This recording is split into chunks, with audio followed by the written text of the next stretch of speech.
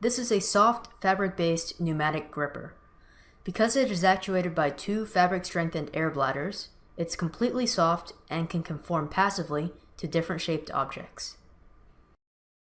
The gripper can also be completely deflated, packed into a small volume, and then redeployed to full functionality. However, in order to grasp precisely or to manipulate an object, passive conformation might not be appropriate for the task. One solution is to add sensors to get feedback on the gripper's position and interaction with objects. Here, we've attached capacitive strain and pressure sensors to removable sleeves that we fit over each of the gripper's fingers.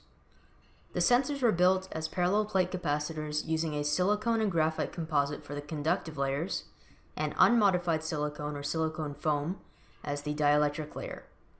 As we apply strain or pressure to the sensors, the geometry of the sensors deformed, causing a change in capacitance which we measure using custom signal conditioning boards.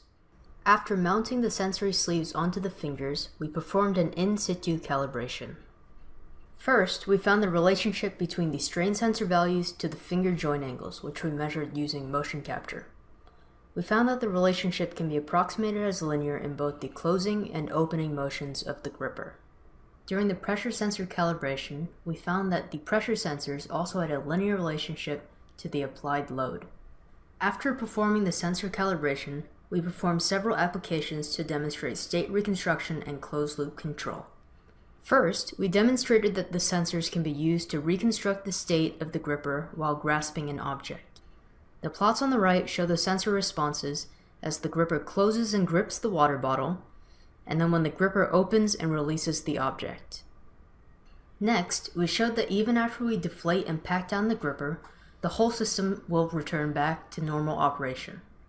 As we can see from the plot of the reconstructed finger joint angle over time, while the gripper is packed, the sensors give nonsensical data, but once it's within its normal operating range of deformation, the sensors can once again reconstruct the gripper's state.